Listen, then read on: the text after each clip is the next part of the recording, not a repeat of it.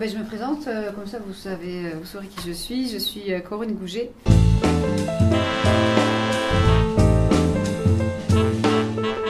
Et je suis passionnée des effets secondaires des additifs alimentaires depuis 1994.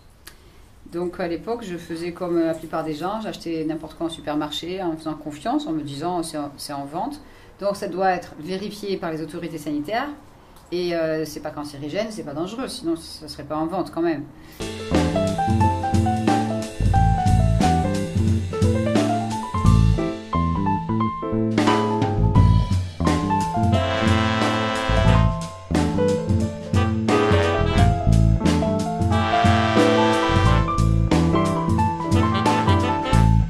Le but, c'est de vous permettre de retrouver les goûts des vrais aliments.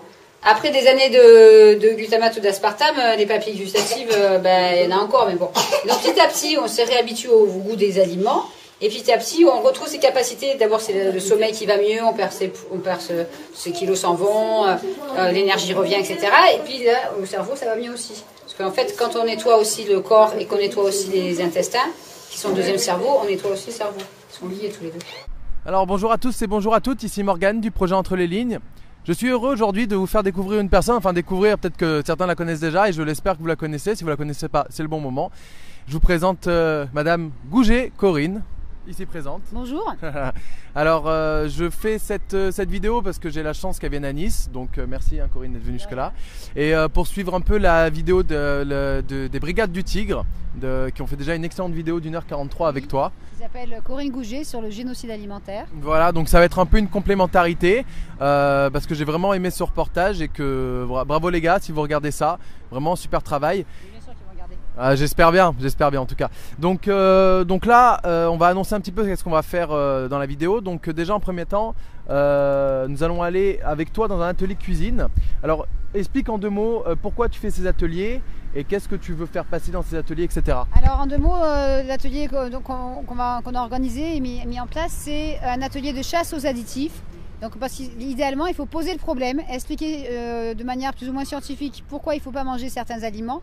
Donc sur la table, on va mettre une grande nappe rouge avec plein d'emballages. Donc il y aura la moitié de la table avec des aliments qui contiennent tous une à plusieurs sources de glutamate monosodique, parce que les gens en consomment sans savoir.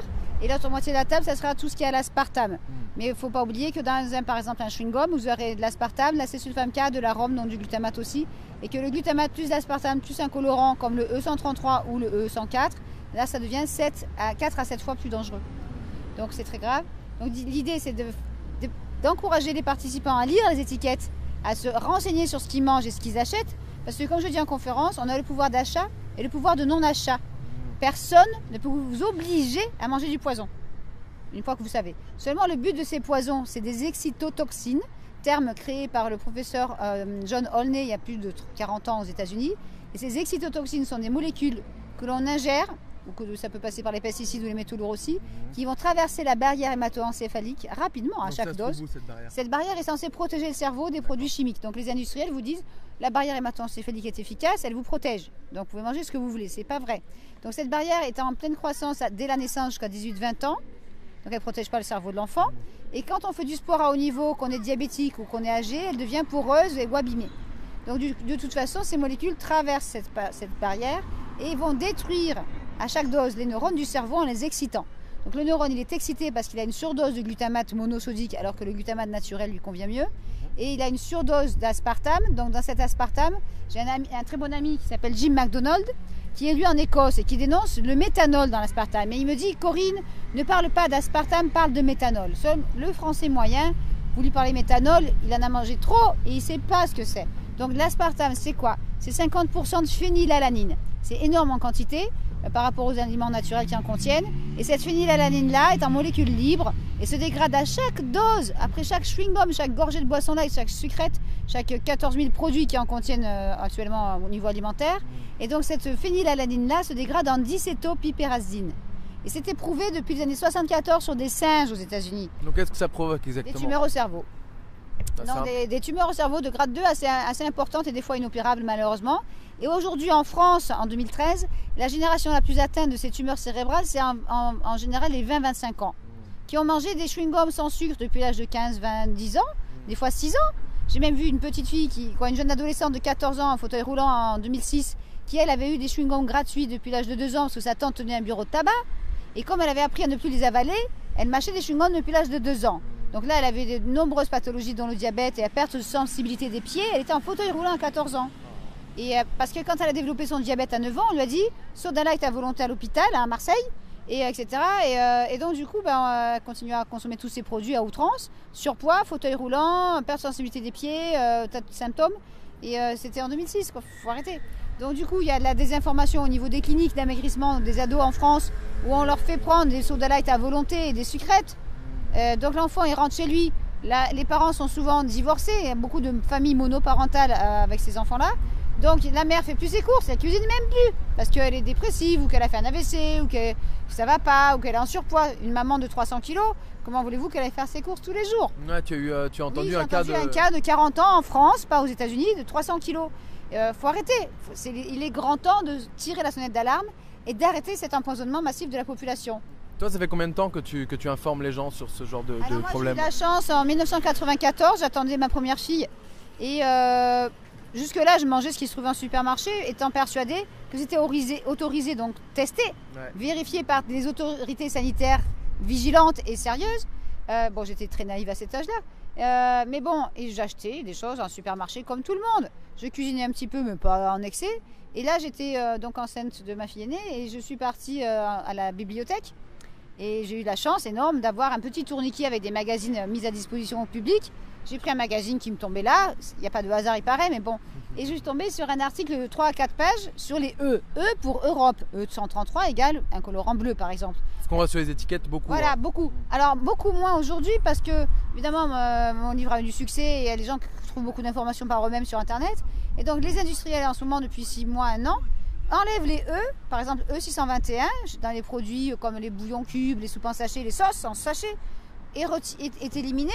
Le mot glutamate de sodium ou glutamate monosodique fait peur pour certains, donc on l'a remplacé par arôme au pluriel, maltodextrine, arôme naturel ou extrait de levure. Et l'extrait de levure, c'est encore pire parce que c'est aussi dans les produits bio.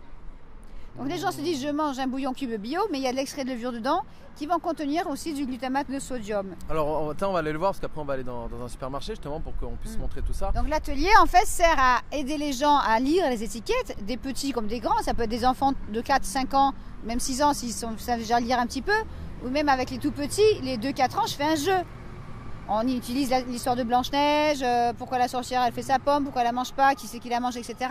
Et après, ils connaissent les marques, les enfants, même s'ils ne savent pas lire. Donc, on parle de la sorcière Ferrero, la sorcière Harry-Moche, la sorcière, etc. Haribo, c'est beau la vie, pour les grands et les petits. Et les enfants, je leur dis, vous êtes des vrais princes. Vous êtes des princes et des princesses pour vos parents. Vos parents vous aiment. Je ne veux pas faire culpabiliser les parents, c'est pas leur faute. C'est pas leur faute. Ils pensent faire sans plaisir en achetant des bêtises aux enfants. Donc, du coup, l'enfant comprend. Et eux, c'est des vrais princes et des vraies princesses. Ils sont là en chair et en os. Blanche-Neige n'a pas existé. Et donc, du coup, on leur apprend à réfléchir là-dessus. Donc, l'enfant, il rentre chez lui, il dit « Maman, il y a une dame qui est venue à l'école, elle a dit que ça, c'est pas bon. » Mais le parent ne comprend pas. Donc, ce qui est bien, c'est faire une conférence pour les parents dans la foulée pour expliquer plus scientifiquement, sans faire de jeu de princesse et de prince charmant. En même temps, tu leur montres aussi, après l'atelier, tu leur montres comment faire à manger aussi. Alors, l'atelier qu'on va faire là, c'est pour adultes et peut-être des enfants. Donc du coup, on va faire lire les étiquettes. Je vais expliquer ce que c'est le glutamate, l'aspartame, les colorants, la gélatine de porc, tout ça. Ils vont lire des étiquettes. Après, on va tout enlever de la table. Ils vont poser des questions, c'est sûr, parce que là, c'est souvent un choc. Il y a certains qui vont dire, mais non, mais qu'est-ce que vous racontez? On le saurait. Je prends tant de médicaments par jour, mais je mange ça, tout va bien. Voilà. D'autres vont dire peut-être, mais non, j'en mange tous les jours. Bon, j'ai grossi, mais c'est pas ça. C'est héréditaire, c'est la génétique. Donc bien sûr qu'il y a une partie génétique ou hérédité pour certaines pathologies. Mais il y a aussi l'environnement. Et l'environnement, c'est quoi? C'est pas que l'air qu'on respire, l'eau, les traînées dans le ciel pour certains, les cosmétiques, les vaccins, les médicaments qu'on ingère. Il y a des gens qui prennent 30, 40 médicaments par jour. Plus ceux qui mangent. Ah mais oui. Vous avez par exemple, j'ai un ami qui a la maladie de Crohn. Donc c'est une maladie du système digestif. Il va à l'hôpital parce qu'il est en pleine crise. On lui donne 40 médicaments par jour, dont un à l'aspartame. Pendant son séjour à l'hôpital, il reste quoi dans l'estomac? Et là, si vous savez que ce qu'on mange dans les hôpitaux, c'est du tout près. C'est des contrats avec les traiteurs qui servent la même nourriture dans les cantines. Donc l'enfant, il mange à la cantine, il mange du truc farci d'additifs. Il tombe malade, il va chez le médecin, qui lui donne des médicaments à l'aspartame, mais à la maison, il mange les mêmes choses que ce qu'il mange à la cantine, sauf que là, il a les étiquettes. Et il va à l'hôpital. L'enfant, il peut avoir une tumeur au cerveau à la naissance, une leucémie, un cancer des reins fulgurant, il a 6 ans. Et à l'hôpital, on lui donne encore le même truc qu'il y a à la cantine. Parce que c'est comme ça, parce qu'il faut payer le personnel, l'électricité, tout ça. Mais ça, c'est pas moi qui le dis, c'est le professeur Joyeux qui m'a répondu ça lors d'une question à la fin d'une de ses conférences sur l'alimentation. Donc lui, il parle de quoi Le professeur Joyeux, il est cancérologue de Montpellier. D'accord. Et il est assez connu, médiatique, il dénonce certaines choses avec justesse, mais il dit pas tout.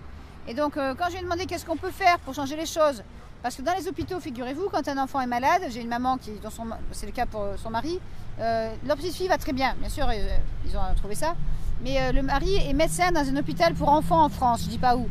Je dis, mais c'est très bien. Je dis, puisque vous avez l'info, est-ce qu'il pourrait donner des conseils en nutrition aux parents pour que l'enfant ne revienne pas 6 mois après avec un autre cancer? Et la réponse de la mère, elle me dit, ah ben non, parce que s'il fait ça, il perd son poste. Pour moi, je suis désolée, ça me choque. Parce que l'article 24 de la Convention internationale du droit de l'enfant précise bien que l'État et les médias doivent mettre à disposition des informations nationales et internationales aux parents en matière de nutrition pour le bien-être de la santé physique et mentale de l'enfant. Alors à quoi sert cette convention? À faire joli sûrement du coup. À faire joli. Convention internationale des droits de l'enfant, article 24. Alinéa 2 petit e. Faire en sorte que tous les groupes de la société, en particulier les parents et les enfants, reçoivent une information sur la santé et la nutrition de l'enfant, les avantages de l'allaitement au sein, l'hygiène et la salubrité de l'environnement et la prévention des accidents, et bénéficient d'une aide leur permettant de mettre à profit cette information. Alinéa 3. Les États parties prennent toutes les mesures efficaces appropriées en vue d'abolir les pratiques traditionnelles préjudiciables à la santé des enfants. Mais donc on parle des droits de l'enfant. Si vous allez vous promener dans une école primaire ou maternelle en France, il y a marqué liberté, égalité, fraternité. Bon, ça devrait être effacé avec une gomme ou des graffitis. Et à l'intérieur, vous avez souvent, pas toujours, dans le hall d'entrée, tous les droits de l'enfant affichés. Mais les parents, ils vont pas le lire, ils s'en foutent. On dépose l'enfant à l'école, comme on met l'enfant à la garderie, on revient le chercher à 4 heures. Allez, t'as été sage, c'est bien, il y a eu un anniversaire, c'est bien mon chéri. Et ah, t'as des bonbons, bah oui, tu peux les manger. Mais vas-y, mais il y a combien d'anniversaires par semaine dans une classe? Combien d'institutrices en France, chose qui n'existait pas il y a 50 ans, ont donné un bonbon par jour au meilleur élève de la classe? Un bonbon gélifié, bien sûr, pour faire acide colorant. Moi, j'ai vu une maîtresse en 2007 qui m'a fait venir dans son école avec une autre institutrice pour expliquer aux enfants. Ils avaient 45 petits de 4-5 ans. C'était mon premier atelier à Paris. Et cette maîtresse allait prendre sa retraite. Mais elle voulait comprendre ce qu'il y a dans les bonbons. Parce que toute sa carrière, elle avait donné un bonbon par jour au meilleur élève de la classe. Donc elle a intoxiqué sans savoir des milliers d'enfants. Avant, dans les écoles maternelles à mon époque, quand j'avais 4, 5 ans, 6 ans, il y avait des bons points. Ouais. Et au bout de tant de bons points, on avait une image. On était fiers d'avoir 10 bons points, 15 bons points, j'en sais rien, 20, je ne sais plus le chiffre. Et avoir une image à la fin. Aujourd'hui, c'est quoi? Si t'es sage, tu auras un bonbon. Mais c'est quoi ce truc? Et puis si t'es pas sage, ça va pas. Et puis je te mettrai dehors dans le couloir, tu seras puni. Et tu feras des lignes ou tu feras ça.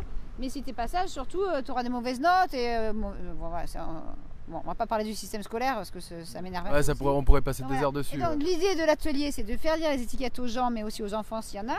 Et après, on met tous les emballages de côté. Et pour finir sur une note positive, c'est de faire une petite démonstration pour montrer aux gens comment on peut faire des aliments sans additifs, sans huile de palme, sans acide citrique, sans colorant, sans glutamate monosodique, sans aspartame, parce que c'est possible. Et même sans sucre, parce que quand on prend trop de sucre, ça peut faire des dérèglements, des problèmes de santé, des crises d'hypoglycémie, des sauts d'humeur. Donc il y a un très bon documentaire, mais qui est malheureusement toujours qu'en anglais, qui est passé en DVD aux États-Unis en 2006 et qui est maintenant sur Internet si vous êtes bilingue. Mais le réalisateur, c'est le fils du conférencier, c'est donc le docteur Russell Blaylock, le conférencier. Et le docteur Blaylock fait une conférence sur la nutrition et le comportement. Donc c'est Nutrition and Behavior. C'est extraordinaire, ça dure à peu près 1 heure. Et il parle du sucre, de l'alcool, de la drogue, du café, etc. Mais il va aussi beaucoup parler du rôle des excitotoxines, glutamate, aspartame, etc., colorants, sur le comportement des consommateurs. Il n'y a pas que les enfants, il y a les adultes aussi. Et là, on n'en parle pas.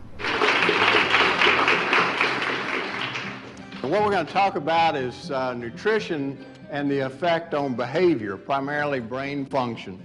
And this is a wide open field. We're learning a lot of things about nutrition that before were only guessed at. And one of the really exciting things is the effect of nutrition on genetics. We're finding that nutrition can control whether genes are operative or non-operative. In other words, they're on or off. And we're finding that you can, early in the stages of development, alter a child's and the mother's nutrition, and you can affect a child's life from then on, either negatively or positively. Reducing breast cancer risk is something that's found recently. Reducing hypertension as an adult by what you do and feed your child even in utero. C'est qu'en anglais, donc s'il y a des gens de bonne volonté qui peuvent m'aider à le sous-titrer, il n'y a aucun souci. Parce que ça pourrait sauver des millions de vies, étant donné qu'à un moment, ils parlent même des pathologies comme la schizophrénie. On en a parlé récemment avec une personne. Et donc du coup, ils ont mis des schizophrènes à l'hôpital, ils les ont isolés. Et là, ils changent l'alimentation. Donc je crois que c'était une étude en Suède, je crois qu'il dit ça, ou aux États-Unis, ou les deux même. Et donc là, on retire par exemple le gluten. Donc le gluten à ne pas confondre avec le glutamate monosodique. C'est tout ce qui contient, c'est le blé. C'est aussi flocons d'avoine, épeautre, blé, etc. Et donc là, on retire le gluten de l'alimentation des schizophrènes. Ils vont tous mieux, 100%. Vous leur redonnez du gluten, une assiette de pâtes, des biscuits, du pain, ils retombent en crise. Donc le docteur Blaylock explique que quand vous mangez un aliment et que vous faites une réaction allergique, ce n'est pas simplement une allergie du corps, c'est une allergie du cerveau. Donc c'est le cerveau qui réagit à ce qu'on mange. En France, qui c'est qui en parle? Personne. Alors toi, par rapport, parce que tu as sorti donc un livre qui s'appelle L'additif alimentaire, le guide indispensable pour ne plus vous empoisonner, qui est vraiment bien. Moi je le conseille vraiment. En plus il est pas cher, il est à 10 € pour un petit livre de poche. Enfin franchement voilà. Le but c'est qu'il passe dans la poche, qu'on puisse lire le début. Il y a lettres aux lecteurs, lettres aux enfants et aux ados. Et là on a tous les E. Donc on va remarquer le E, mais des fois ils mettent le nom. Donc à la fin du tableau il y a les noms bien sûr en couleur. Donc tout ce qui est à la fin du tableau c'est les noms qui sont là. Et l'index. Donc on va trouver soit le nom, soit le code. Là on a à quoi il sert, s'il est dangereux ou pas. Donc vert c'est pas dangereux à nos jours. Rouge c'est dangereux à 100%. Et orange c'est peut-être dangereux selon les sources que j'ai trouvées 50-50. Donc pour ce qui est d'une femme qui a l'intention d'être enceinte ou qui l'est déjà, c'est 0 additif rouge et orange. Donc il reste plus grand chose, j'avoue. Combien de temps tu as mis pour faire ça? Alors moi je suis passionnée par le sujet depuis 19 ans. Et j'utilisais un carnet bleu que j'ai là. Et qui s'appelait Find Out, suite à l'article que j'ai lu donc en 94. Je me suis fourni ce carnet dont on parlait dans l'article et qui s'appelle, celui-là c'est une vieille version, Foresight Index Number Decoder or Useful Translator. Donc c'est l'index pour décoder les chiffres de chez Foresight, un interprète utile. Donc ce carnet à l'époque, dans les années 94, il coûtait 2-3 €. Il était imprimé par une dame qui s'appelle Belinda Barnes, qui est une femme extraordinaire. Et elle le vendait uniquement aux couples qui n'arrivaient pas à avoir d'enfants. Parce que, comme le dit Serge Papin dans un débat qui était sur Internet avec Pierre Rabhi, je vous signale pour ceux qui ne savent pas que Serge Papin est le directeur général de Super U. Serge Papin explique qu'ils vendent une alimentation cancérigène et reprotoxique. Et qu'il est temps de changer les choses. Donc c'est une bonne volonté à la base. C'est beau qu'il ait dit ça, parce que oui, c'est mouillé. Hein. Mais au départ, je l'ai mis dans mon livre, je vais vous dire. J'ai la phrase là. Hein. Il a dû avoir des problèmes après avoir dit ça quand même. Hein. Non, parce que, oui et non. Si vous voulez aux États-Unis, en Angleterre, chez Asda en Angleterre, les consommateurs de produits Asda se sont plaints auprès du supermarché pour retirer l'aspartame de leur soda, leur propre marque. Donc Asda a dit, regardez vite, on va retirer l'aspartame. Ils ont eu un procès avec le fabricant, Ajinomoto. Hein. Parce qu'ils ont osé dire que l'aspartame était méchant, c'est pas une vulgaire, mais bon. Donc il y a eu tout un procès, toute une histoire là-bas. Je me disais, qui sait en France, quel supermarché va pouvoir faire la même chose, retirer l'aspartame pour dire, regardez, nous, on fait notre soda sans aspartame. Donc en Angleterre, c'était Asda. Asda a retiré l'aspartame, mais a laissé la césulfame K dans leur soda, qui est cancérigène mais pas neurotoxique. Donc les gens se sont dit, génial, Asda montre l'exemple. En France, Super U a commencé à retirer l'aspartame de yaourt. Et ils ont fait de la publicité là-dessus. Aujourd'hui, Super U a retiré l'aspartame de leur propre soda. Ça ne veut pas dire qu'à côté, il y a les grandes marques. Il n'y a pas les grandes marques, il y en a toujours. Mais aujourd'hui, on a un problème aux États-Unis comme en France. C'est un nouvel édulcorant qui s'appelle sucralose.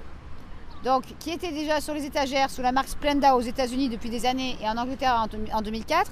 Quand le Splenda, c'était bleu et jaune, c'était SPLENDA, est arrivé en France, il a été vite retiré des étagères, c'était très bizarre. Et j'ai su plus tard par une diététicienne de Lille qu'en fait, la fameuse marque Conderel, on va changer la lettre, une lettre, ça ira très bien. Donc Conderel a fait pression pour qu'on retire Splenda parce que ça allait faire de l'ombre aux géants. Ah oui. Donc du coup, on a retiré. Et qu'est-ce qui se passe depuis 1 an ou 2, je ne sais plus exactement. Comme le vent tourne concernant l'aspartame cette année et qu'on en parle beaucoup, les gens commencent à moins acheter. À part pour les cas graves où c'est trop tard neurologiquement, genre 50-60 ans en général, qui en ont pris 20-25 ans puisque c'est une excitotoxine qui détruit le cerveau pendant des heures après chaque dose. Là, la personne ne peut plus réfléchir, elle est comme dans le brouillard et elle va consommer en attendant que ça soit interdit. Parce que dans le doute, on continue en France. Ouais. C'est ça, on n'a pas eu ce déclic. Donc du coup, le Splenda maintenant n'est plus appelé Splenda. C'est sorti chez Conderel comme nouvel édulcorant sous le mot sucralose. Et les gens, les Français, quand ils sont dans un supermarché, qui a la radio du supermarché qui dit « Achetez sucralose, c'est nouveau, c'est génial, machin, chose, truc », ils y vont. Ils ne sont pas censés savoir qu'on n'est pas sûr si c'est cancérigène ou pas, qu'il y a des livres là-dessus déjà aux États-Unis, que c'est un scandale, et que ça se transforme en chlore dans le sang. Donc ça, on ne va pas le dire. Donc du coup, il y a eu ce débat, puisque Super U a quand même mis du sucralose dans les yaourts à la place de l'aspartame, comme d'autres grandes marques nationales qui retirent depuis 1 an l'aspartame de leur yaourt. On ne va pas dire la marque, on la connaît tous. Et donc du coup, on a aussi en rayon sûrement d'autres nouveaux produits qui vont sortir sans aspartame. Ça serait intéressant d'aller voir ça tout à l'heure. Mais parce que les industriels commencent à voir le vent tourner. Donc j'ai vu dans un train un jeune garçon qui buvait une bouteille de soda connue, partager avec vos amis. Je dis mais pourquoi ils ont mis ça? Pourquoi? C'est pour encourager les gens à partager ces boissons avec leurs amis. Mais pour écouler les stocks d'aspartame. Pour moi c'est une évidence. Mais bon, on va pas le dire. Puisque pour la première fois en 35 ans l'an dernier, les ventes d'aspartame pur ont commencé à chuter. Ça, c'est une bonne nouvelle aussi. Ouais, bien Donc, sûr. on a le pouvoir de changer les choses. Il faut rendre ce pouvoir aux consommateurs. Donc, dans mon livre à la dernière édition, j'ai rajouté, parce que c'était sur le site c'était sur le site podcast.rcf.fr. Et il y a le numéro d'émission dans mon livre. On pourra peut-être le filmer tout à l'heure. Ouais. Donc, après, il faut s'abonner au site. C'est gratuit pour écouter ça. Donc, c'est une interview entre Serge Papin, directeur du Système U, et Pierre Rabhi. C'est quand même incroyable, 2 personnalités pareilles. Donc tu peux dire en 2 mots sur Pierre Rabhi, de savoir qui il est. Alors, Pierre Rabhi est une personnalité qui se bat pour l'écologie, pour une alimentation saine, et qui est très connu, qui a fait partie de plusieurs films. Qui est agriculteur à la base. Agriculteur à la base, et qui fait beaucoup de choses au niveau mondial pour que les gens se réapproprient cette manière de cultiver les fruits, les légumes, etc. Et vous trouverez de nombreux sites, et qui a lancé aussi le mouvement des colibris. Des colibris, etc. ouais. Donc c'est une personne extraordinaire, très demandée, très connue. Et j'étais assez surprise qu'une lectrice m'envoie ce débat, dont j'ignorais l'existence. Donc c'est un débat du 5 décembre 2012, c'est pas loin, c'est pas vieux. Et donc on voit dans ce débat le directeur de Système U qui dit « C'est un peu la fin de l'existentialisme du caddie. » La fin de l'existentialisme du caddie, mais c'est mon rêve, je suis désolée, c'est incroyable quoi. Donc les gens, qu'est-ce qu'ils font? Ils reçoivent un papier dans la boîte aux lettres. Venez acheter tel produit, vous aurez un paquet gratuit, 2 pour le prix d'un, machin. Donc voilà, donc les gens ils y vont. Parce que c'est un peu comme un cochon d'abattoir, on le nourrit, il n'y a plus qu'à manger, on grossit, et puis après on va se faire abattre à l'abattoir pour le cochon, mais à l'hôpital pour les consommateurs. Donc du coup il y va, il y croit. Il ignore tout, que c'est pas le supermarché qui a payé la pub dans la boîte aux lettres, c'est l'industrie. Donc il arrive, il a sa liste de courses, le pauvre il sait pas. Il a besoin de lait, il a besoin de bouillon cube, il a besoin de soda light parce qu'il prend du poids. Et le diététicien lui a dit il faut en prendre. Il va chercher ses sucrètes parce que le sucre ça fait grossir, mais l'aspartame c'est bien. Donc il va acheter des bonbons pour l'anniversaire du petit parce que mercredi après-midi on fête les 6 ans de l'enfant. Donc on va acheter des kilos de bonbons. Si on n'a pas d'argent, on va prendre des bonbons moins chers. Et si on n'a pas d'argent, on prendra des soda light moins chers, qui sont moins chers que de l'eau. Et on va faire plaisir à l'enfant parce qu'il se roule par terre dans le magasin pour avoir ses bonbons. Pourquoi l'enfant se roule par terre? C'est parce qu'il est accro. Il a cette addiction, cette envie. Il se souvient, il en a mangé, c'était bon. Donc on va acheter des chips aussi pour l'anniversaire.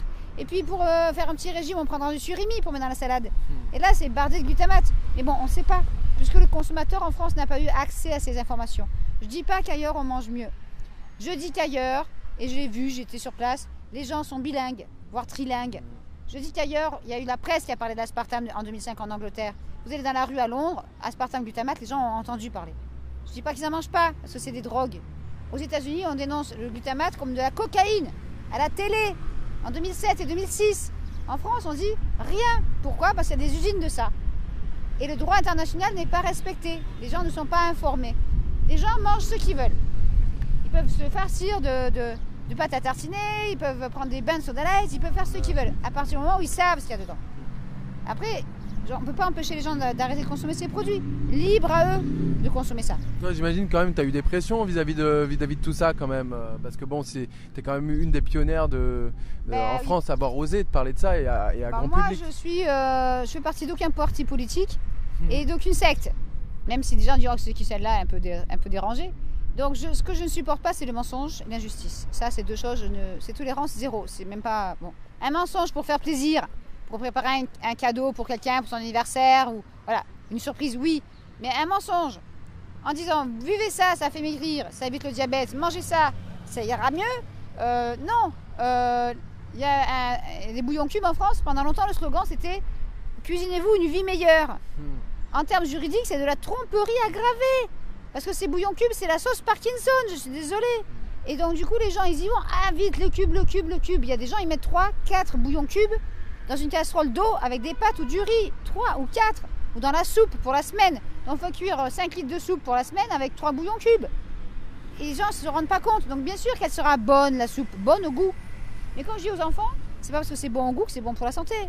Donc maintenant, j'en ai une génération de grand-mères, 80-90 ans, qui sont fatiguées, elles ont de l'arthrose, elles n'arrivent plus à éplucher les carottes, les pommes de terre, elles vont manger des soupes en sachet.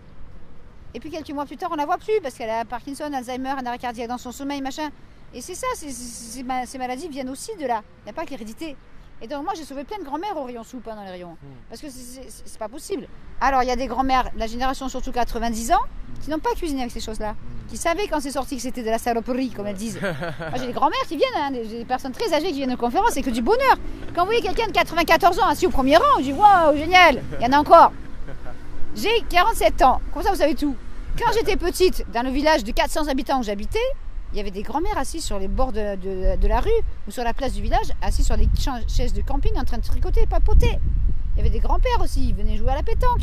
Il y avait des personnes âgées toute la journée assises au soleil ou sous les arbres à papoter. Il n'y en a plus.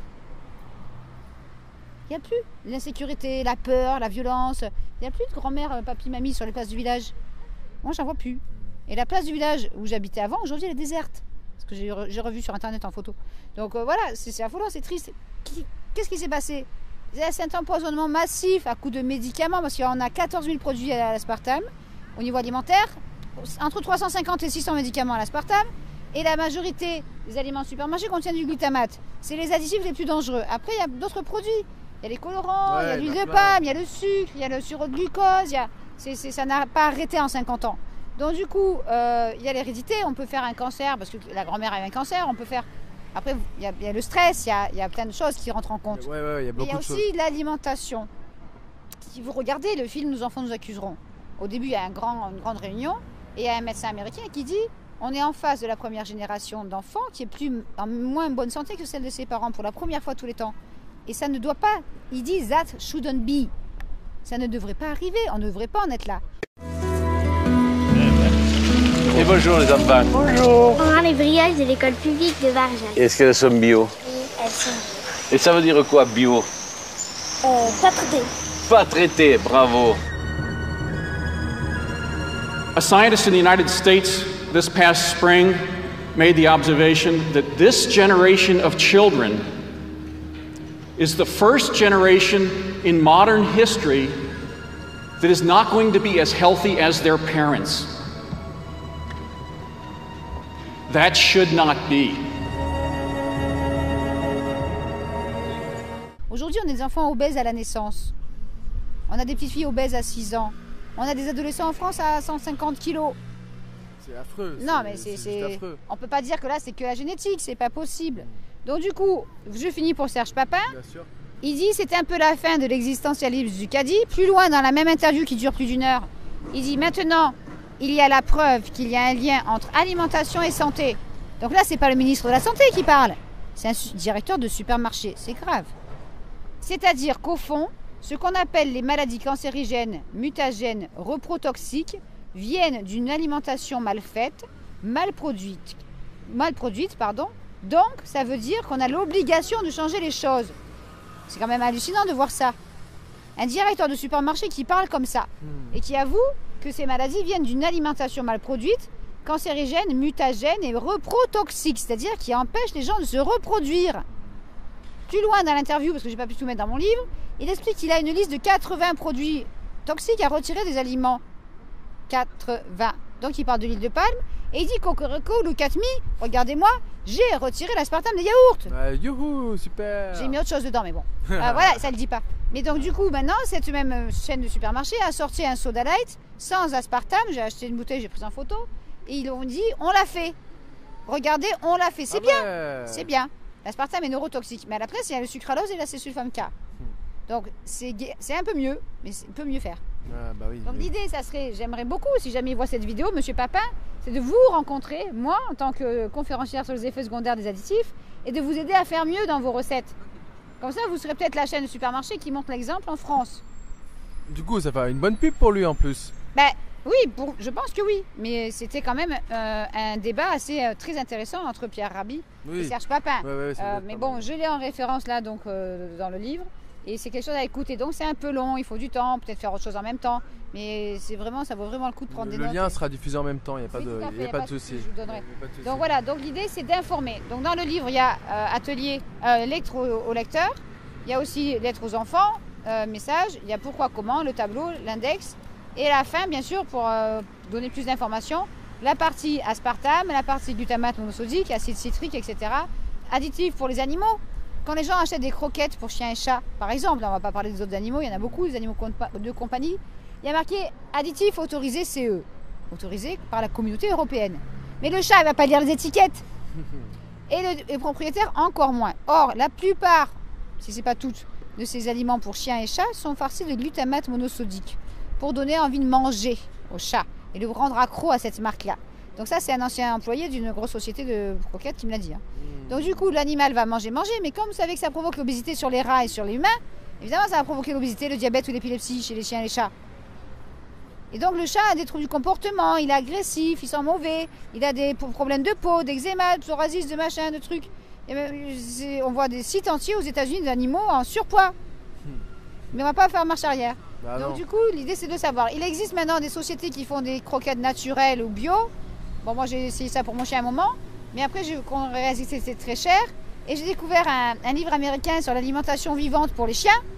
Et donc je me suis dit, tiens, vas-y. Et donc du coup, elle a donné de très bonnes idées pour se procurer des ingrédients quasiment gratuits. Et mon chien mange comme ça. Donc après, bon, ça c'est parce que j'ai un animal de compagnie que j'aime. Quand on a un chien, un chat, en général, c'est pas pour le battre toute la journée Non, ou le laisser c'est sûr, attaché. ouais. C'est pour l'aimer et pour tenir compagnie aux enfants. Les enfants adorent les animaux, c'est normal. Donc du coup, il y a 2 pages là-dessus, avec des références aussi. Parce que là, il n'y a plus de limite, quoi. Il n'y a pas de réglementation. Les industriels font ce qu'ils veulent. Il y a aussi le livre Arômes dans notre assiette, la grande manipulation de Hans Ulrich Grimm chez Terre Vivante. Et là, il parle aussi de l'industrie des croquettes et tout ça, ça fait peur. C'est le même auteur, Hans Ulrich Grimm, qui a écrit le livre Le mensonge alimentaire aux éditions Très Daniel. Je vous le conseille, c'est en français, c'est lisible par tous, si on a envie de lire. Faut-il encore avoir la mémoire? Il y a des adolescents en cours, 16-17 ans, ils lisent un chapitre, arrivés au bout de 10 lignes, 15 lignes, ils ont oublié ce qu'ils ont lu au début. Donc les profs, ils craquent en ce moment. Ils ont des enfants qui se battent en cours, à coups de compas et de ciseaux. Quand vous allez sur YouTube, vous tapez Dieudonné l'institutrice. C'est choquant comme sketch, c'est très drôle, mais on y est. Ouais, on a beau On dire y ce qu'on est. veut sur Dieudonné, en tout cas, Ah ce qu'il dit ouais, là-dedans. franchement, bien là, sûr. c'est ça. Et à un moment, Dieudonné, il dit, mais attendez, moi j'ai des élèves, ils ont 6 ans, mais ils font 120 kilos, quoi. Et il dit, il s'attaque à coups de compas et de ciseaux, puis il dit, mais il y a quelque chose qui va pas. Peut-être que José Bové, avec ses OGM et son McDo, il a raison. Donc c'est quand même bien tourné. Mais on y est, la violence dans les écoles, même primaires, maternelles, à Bien cause sûr. de cette malbouffe. Donc il faut vraiment arrêter. 6 ans et demi, quand même, ce gamin, c'est quand même... Enfin, je dis 6 ans et demi, mais il en paraît 25 aussi. Ah, faut que vous veniez les voir, faites attention, mais... Oh là là là là, oui, mais ça aussi, ça ajoute à la pression ambiante, vous vous rendez compte? Hein, ben oui, mais je crois qu'il a raison. Vous savez, José Bové, là, avec tout... Oui, non, tous ces produits transgéniques, les OGM, les McDonald's, tout ça, c'est pas normal, les croissances qu'on observe, nous. Moi, j'en ai pas un en dessous de 2 mètres dans la classe. Ah oui, mais ça aussi, ça ajoute à la pression ambiante. Hein. Quand vous avez un gamin de 150 kilos qui vous fonce dessus avec un compas, vous faites comment?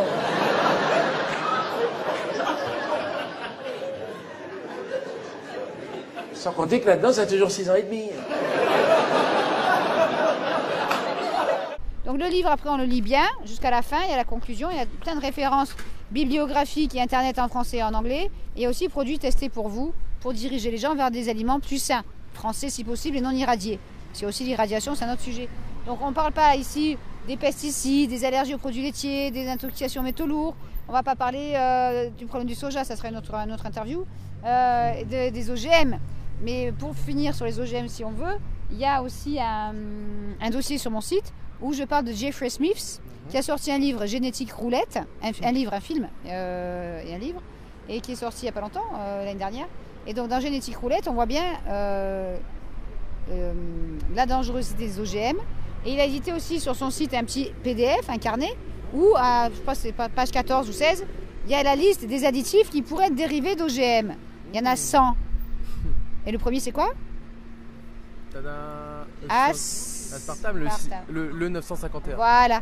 Et donc du coup, c'est quand même hallucinant. Et là, c'est la molécule de phénylalanine, qui selon certains experts américains, est dérivée d'OGM et d'autres sources, je vérifie parce que c'est très grave. Et donc et là, on ne dit rien. Donc on vous dit, c'est bon, il n'y a pas d'OGM dans les champs. Même les Américains pensent, pour certains, qu'en Europe, il n'y a pas d'OGM dans les champs. Ah, c'est... Oui. Ah ouais. Et que les Français ont bien réagi avec les faucheurs volontaires et compagnie. Ah ouais. Mais on en bouffe des OGM. Donc il est grand temps de réagir avant que les Français, surtout les enfants, deviennent tous génétiquement modifiés. Parce que ça suffit. Alors écoute, moi je te propose, avec cette belle intro que tu viens de nous faire, on va aller vérifier tout ça par l'atelier que tu vas faire. Et puis dans un supermarché, on va aller rigoler un petit peu. Oui, ça serait bien. On va voir ce qu'on va faire. Et puis c'est parti, vamos à la playa. Vamos à la playa. Et je vous souhaite à tous vraiment une excellente santé physique et mentale. Et surtout pour les futurs adultes de demain qui seront les parents de la prochaine génération. J'ai vu trop de grands-parents me dire, j'ai une petite fille atteinte de 3 tumeurs au cerveau depuis la naissance. J'ai vu trop d'enfants obèses dès l'âge de 4, 5 ans, 6 ans.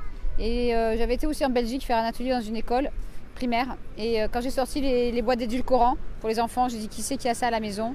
Les enfants ont dit moi, ma mamie elle en prend, mon papa en prend. Et il y a une petite fille de 9 ans qui était en surpoids et qui a dit mon papa il en prenait plein tous les jours.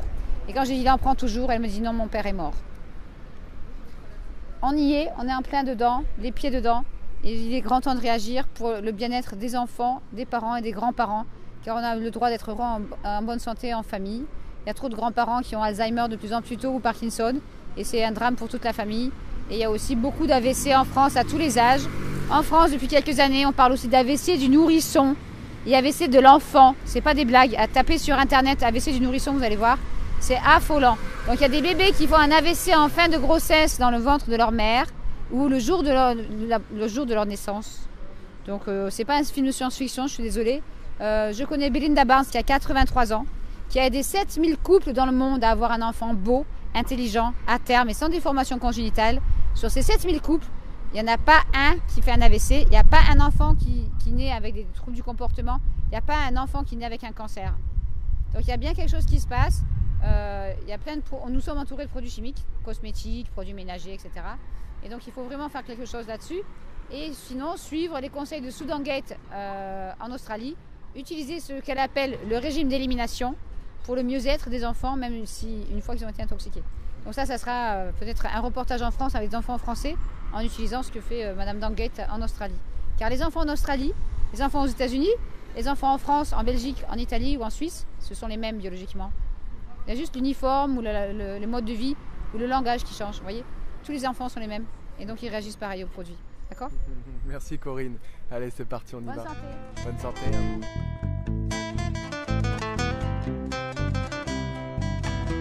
Après cette introduction forte en information, nous nous sommes rendus en supermarché afin de mettre la théorie en pratique. Attention, nous n'avons pas pu faire tous les rayons où les additifs étaient présents. Ceci est qu'une infime partie de ce qu'il y a présent en supermarché.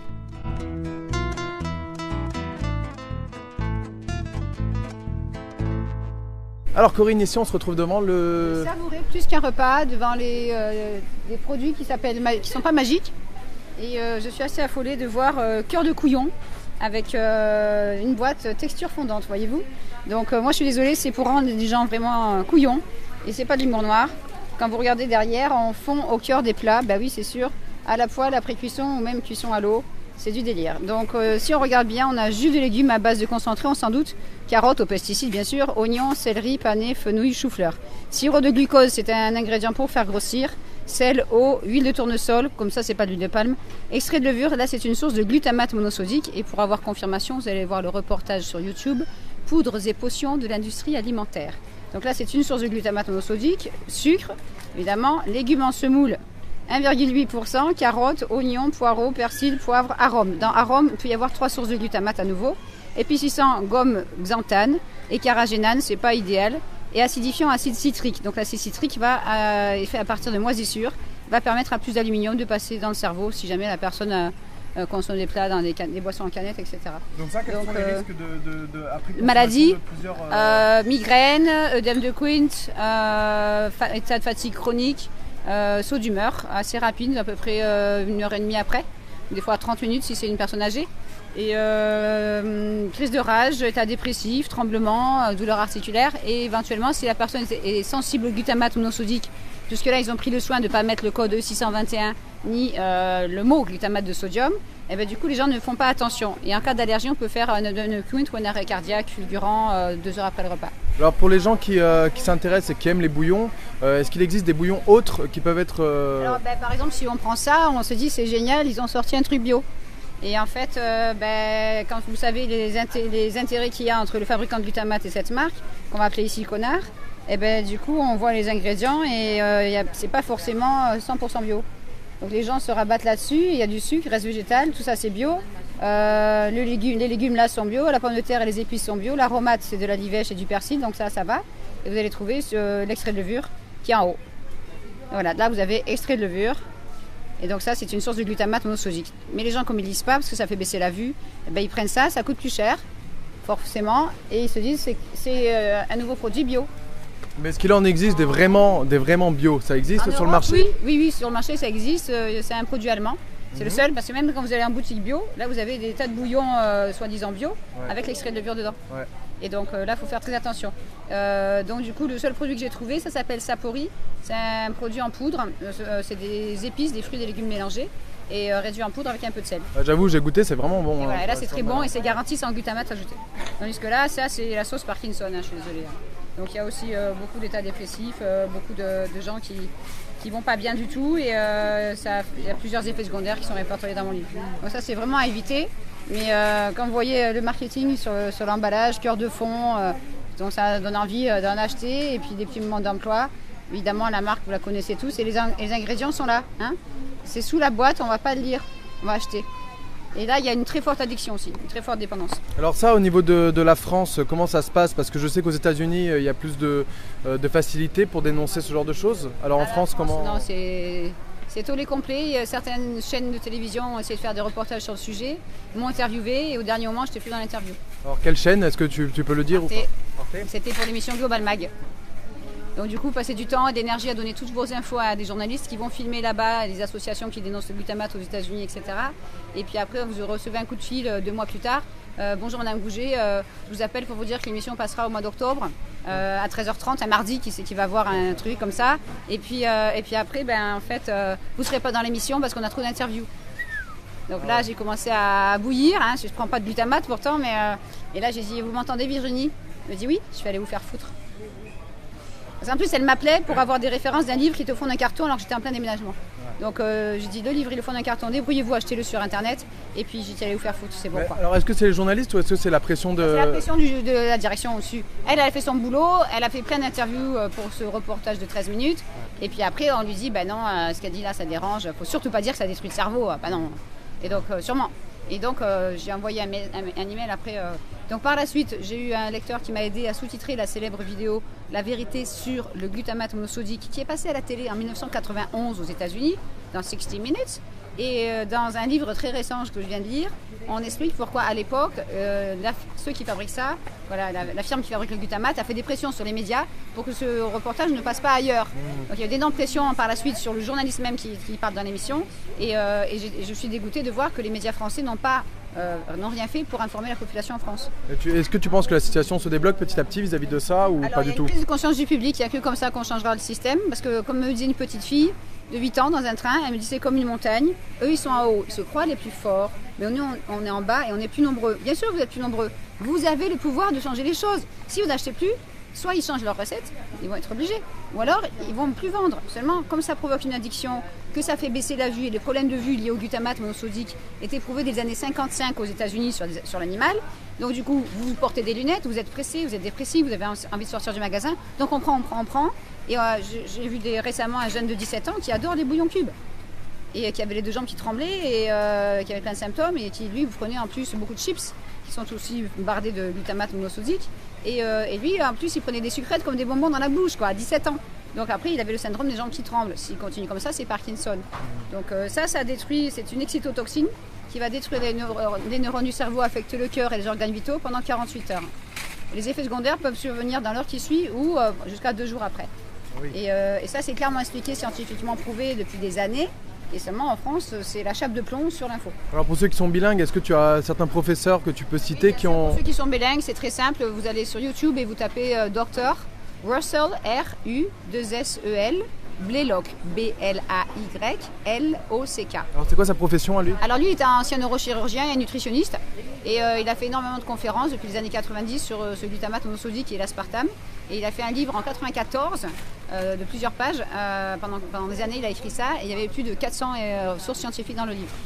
Donc tout ça a été prouvé. Il y a un très bon film qui est en anglais qui s'appelle The Beautiful Truth. Et dans ce film, on voit aussi Jack Samuels qui nous a quittés il y a un an malheureusement. On voit aussi John Olney. Le premier, c'était John Olney. Donc dans un film en français, vous avez Notre poison quotidien. On y est en face. Et donc du coup, Marie-Monique Robin, sur mes conseils, a réussi à aller interviewer John Olney à New York et le professeur Ralph Walton. Et John Olney est un spécialiste du cerveau qui a fait énormément de recherches, plus de 200 textes là-dessus, depuis les années 55, 60, 70, et qui a tout fait pour qu'on retire le glutamate monosodique des aliments pour bébés. Or, ils l'ont pas retiré, ils ont juste changé le nom. Donc aujourd'hui, la difficulté avec ces produits, c'est que ça se cache sous 30 à 40 noms différents, selon les doses, et qu'il y a eu tellement de corruption avec Monsanto entre autres, la FDA et tout ça, avec des systèmes de portes tournantes, des experts payés par la FDA pour dire tout va bien, alors qu'ils ont travaillé avant pour Monsanto, puis qu'ils retournent chez FDA, et voilà. Donc c'est très bien expliqué dans un nouveau livre de Madame Adrienne Samuels qui vient de sortir, et là c'est affolant quoi. Donc l'idée c'est d'informer les gens que selon l'article 24 de la Convention internationale du droit de l'enfant, les parents ont droit à des informations concernant la nutrition de l'enfant pour son bien-être physique et mental. Et cette convention internationale n'est certainement pas respectée concernant la santé de l'enfant, ni en Europe ni ailleurs, parce que ce qu'on favorise en France, comme on le voit très bien dans le documentaire Les Alimenteurs, on favorise l'emploi dans le milieu agroalimentaire qui est le premier marché en France, plutôt que la santé des consommateurs. Et donc du coup, si le consommateur mange ça et qu'il a Parkinson, ou qu'il a un abus de fibromyalgie, des excès de rage et compagnie, on va lui donner quoi? Des médicaments. Et ça rejoint ce que dit Claire Sévrac dans son livre Complot mondial contre la santé. Donc là, on parle aux États-Unis, du moins, on parle de génocide par l'alimentation. Oui, parce qu'il faut savoir que ces gens qui produisent ça, ils mangent pas de ça. Non. Ah non, les gens qui produisent ça, surtout la direction. Après, les employés, des fois, ils ont des sacs gratuits qu'ils fabriquent, mais la direction, surtout pas. Ils ont des contrats de confidentialité, et même les employés de haut niveau, on va dire directeurs des ventes et tout, je sais de quoi je parle, n'ont pas le droit de parler à leur famille de comment ils ont fabriqué le produit. Tu as eu, toi, dans ta famille, de ce cas-là? Ça, oui. Et cette personne était très haut placée et ne ramenait jamais ce qui était fabriqué dans cette usine pour manger à la maison, jamais, en 4 ans. Donc si, il a ramené pour faire goûter aux clients dans des jolis saladiers, parce que c'est de la salade en sachet, mais jamais il nous a fait manger ce qu'il vendait. Et au départ, cette personne travaillait dans les fruits et légumes, pommes, bananes, et jamais il nous ramenait des pommes et des bananes du travail. Ouais, ça en dit long, ça en dit long. Jamais. Ouais. Donc du coup, voilà. Et les gens, du coup, surtout en Afrique, on a énormément de problèmes avec ça, avec ces produits-là en Afrique. Et les Africains ne savent pas lire. Donc, il y a différentes marques. Il y a ça, il y a des sous-marques, etc. En poudre, en seau, en pot. Et là, c'est l'obésité aussi, parce qu'en fait, comme ça détruit la partie frontale du cerveau, ça provoque des dérèglements endocriniens, d'où l'obésité, le diabète, etc., Parkinson, beaucoup de Parkinson. Parce que le glutamate monosodique, lui, va détruire certaines familles de neurones d'une manière différente que l'aspartame à cause de la composition du produit. Tu parlais de l'obésité, là, juste, j'avais entendu. C'est l'origine de l'obésité. Tu avais dit un chiffre, j'ai entendu quand je parlais avec toi, au niveau de l'obésité qui avait augmenté. Combien en 2010? En France, quand je suis passée au ministère de la Santé en juin 2011, j'avais pris plein de références sur Internet et on était à 4 millions d'obèses en France. Aujourd'hui, on a 7 millions. Alors l'une des raisons pour lesquelles c'est surtout ça, mais il y a aussi toutes ces cliniques d'amaigrissement pour adolescents qui conseillent et qui préconisent boissons light à volonté et sucrètes à volonté. Donc évidemment la jeune fille elle a maigri le temps de son séjour dans la clinique parce qu'il a compté les calories, elle a lu les étiquettes de la mauvaise manière, mais en rentrant c'est le docteur il a dit boisson light à volonté. Donc la jeune fille elle a 18 ans, j'en connais une, elle achète plein de Coca Light aussi pour sa petite sœur de 9 ans. Et les kilos reviennent, mais comme ça, je veux dire, c'est de la folie. Donc du coup, on arrive aujourd'hui à des cas, et c'est pas une blague, je sais de source sûre, c'est très grave. L'année dernière, à Paris, il y a eu un jeune garçon de 15 ans à 157 kilos, et les parents ont voulu lui faire mettre un ballon dans l'estomac pour qu'il mange moins. Donc la prévention, c'est à l'âge de 4-5 ans qu'il faut commencer, c'est pas dans cet état-là à 15 ans. Ils ont vu une fille de 14 ans à 197 kilos, et j'ai vu la présidente d'une association récemment qui m'a dit, maintenant, on a des cas à 40 ans à 300 kilos, en France. Je parle pas des États-Unis. Donc 300 kg 40 ans, j'aimerais bien aller voir ces victimes de cette malbouffe. Ça ne peut pas être autre chose que la malbouffe dans ces cas-là. Et aider ces gens-là, comme on fait aux États-Unis, en changeant complètement d'alimentation pour maigrir sans forcément des opérations. S'il y a des gens, les opérations, ça fait des séquelles quand même. Nos gastriques, on enlève la moitié de l'estomac pour perdre 55 kg, alors qu'on peut perdre 55 kg en changement d'alimentation et en étant suivi, pour les cas d'obésité morbide, en étant suivi par un médecin informé ou un naturopathe. Mais non, donc moi j'ai une très bonne amie qui a 47 ans et que je n'avais pas vue pendant 20 ans. Elle a pris tout ce qu'il ne fallait pas, glutamate, aspartame et compagnie. Et quand on s'est retrouvés, elle faisait 122 kilos, quoi. Donc il n'y a pas eu d'opération. Elle m'a retrouvée il y a 3 ans. Elle s'est retrouvée il y a 3 ans et aujourd'hui, elle a moins 33 kilos en changeant d'alimentation, c'est tout. Il n'y a pas eu d'opération et elle est heureuse comme tout. Elle bouge beaucoup plus facilement et compagnie, bien sûr. Et là, elle a encore quelques kilos à perdre, je pense, pour arriver à un poids idéal et c'est que du bonheur, quoi. Donc c'est juste vraiment en faisant attention à ce qu'on mange. En lisant les étiquettes, c'est pas qu'en faisant attention, parce que si vous bouffez ça, le kilo, il reste. Vous avez beau avoir 4, 5, 6, 7 opérations de l'estomac pour maigrir. Si en rentrant, vous prenez des sucrètes, l'obésité, elle revient. Donc ce qui est intéressant, c'est, bon, là, ça fait grossir, c'est sûr, puisque ça provoque une addiction, on va en remanger, et puis ça dérègle le cerveau et tous les différents organes. Mais après, si on rentre chez soi, après une opération drastique de l'estomac, et qu'on reprend des sucrètes, des boissons light et des machins, parce que ça ne fait pas grossir, c'est marqué, c'est sans sucre, les kilos, ils reviennent, opération ou pas, quoi.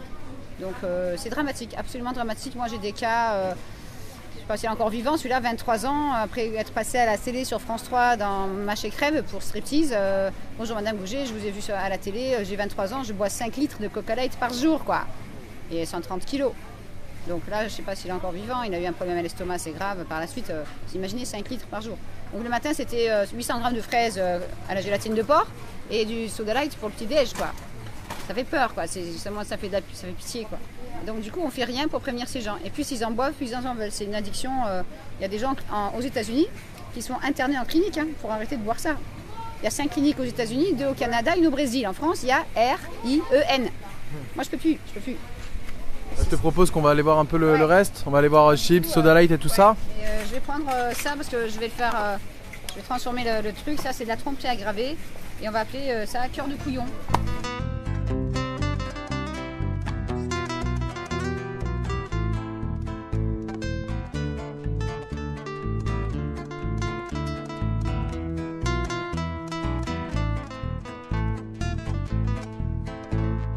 Alors ça c'est quoi? Steph Cola. Alors si vous voulez un enfant obèse avec des cheveux qui tombent et des lunettes, vous achetez ça.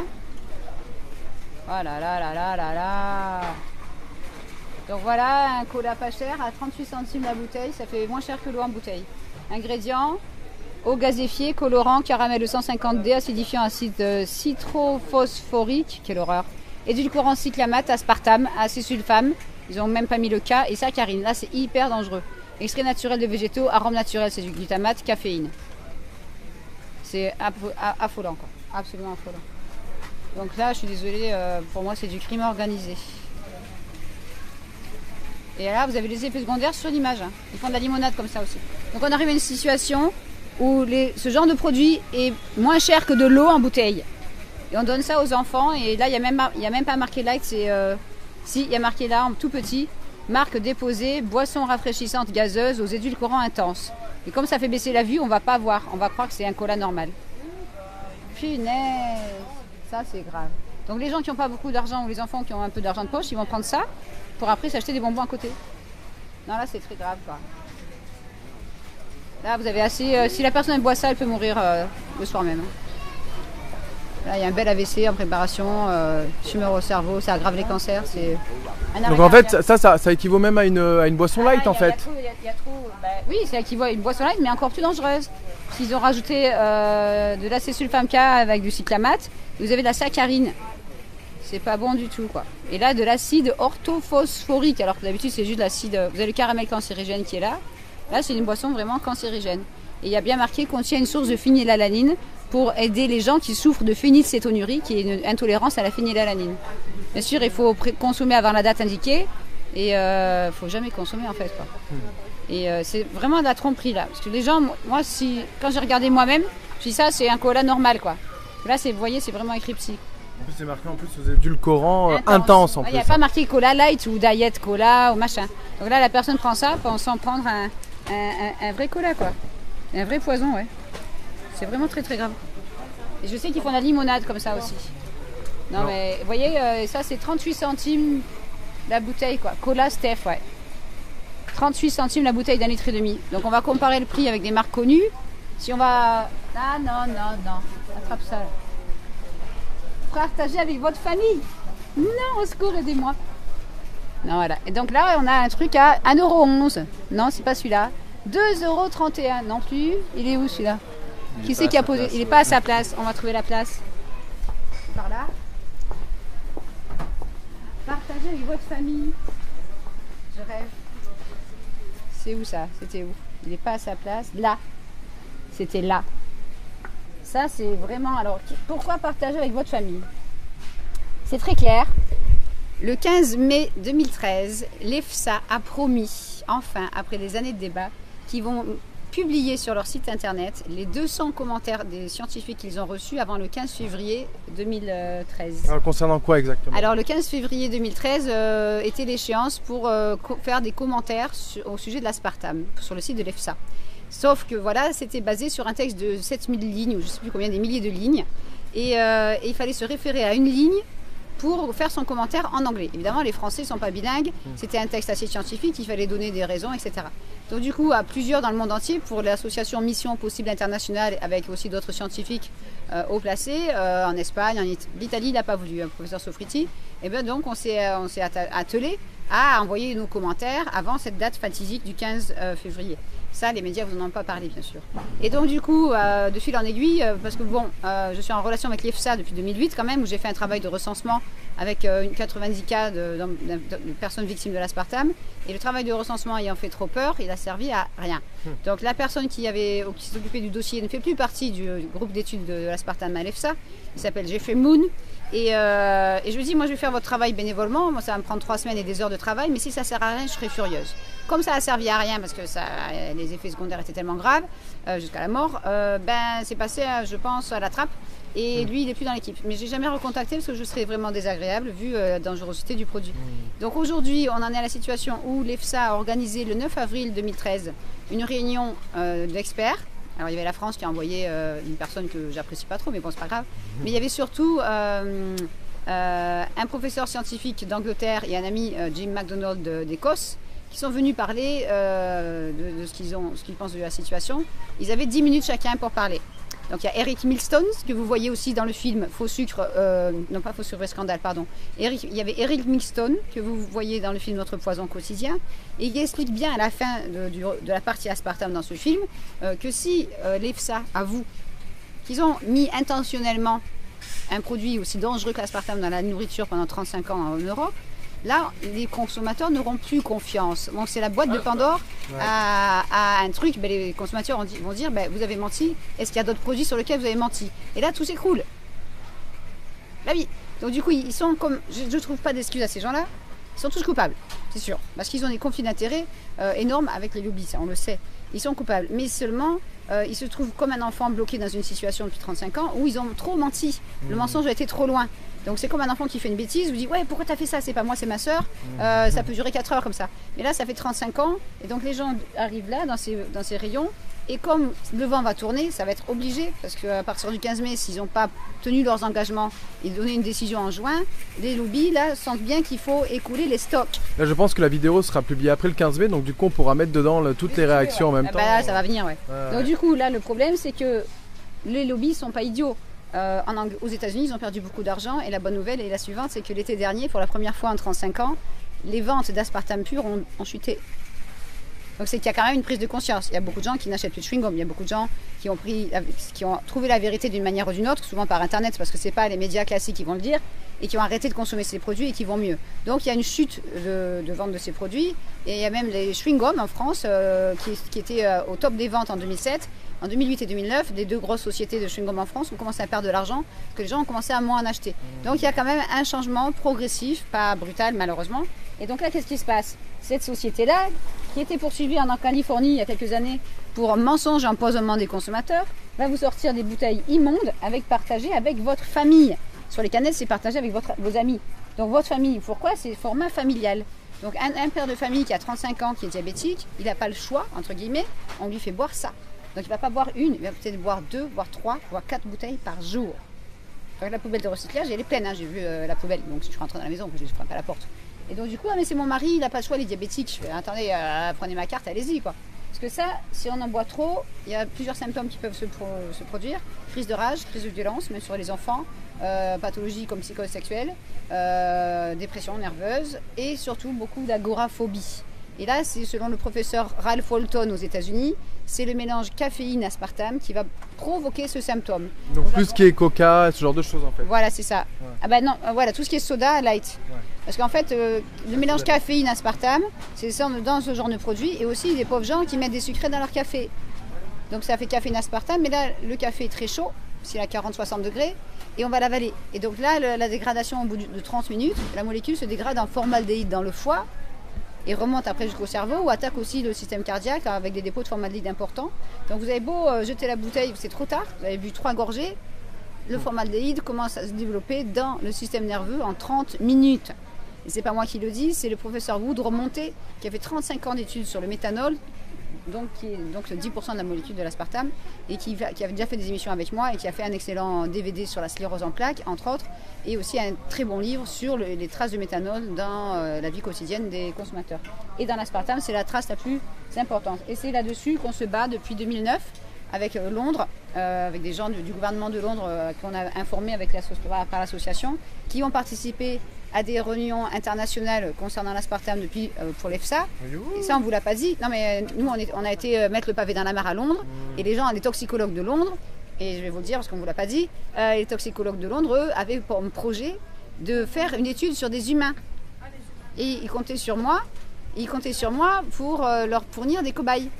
Et sur la notoriété que j'ai et mon livre. J'ai dit, vous vous foutez de ma gueule. Et donc on a fait si. Donc on était 6 contre 7. Il y avait 2 toxicologues qui disaient rien, 2 femmes toxicologues complètement sous l'emprise des lobbies et un médecin. Et le médecin, j'ai fait, moi je me bats pour que les gens n'en prennent plus, pour qu'ils aillent mieux. Je ne vais pas vous fournir des cobayes. Donc ils avaient déjà investi des milliers de livres sterling pour créer des barres de céréales contenant de l'aspartame pour les donner à des volontaires entre 18 je crois, et 55 ans. Et j'ai pas apporté de cobayes, c'est sûr. Mais donc ils avaient très peu d'inscrits, ils ont mis beaucoup de temps. Mais le but c'était de faire une étude pour voir ce que ça faisait et garder les cobayes 4 heures dans une clinique. Donc j'ai demandé, voilà, vous en donnez votre barre de céréales largement dosée à l'aspartame. Un jeune de 18 ans, il fait un arrêt cardiaque, qu'est-ce que vous faites? Il me dit, on aura des cardiologues sur place. Et donc, bougez pas, je suis obligée parce que... Oui. Attends, on ramassera ça après.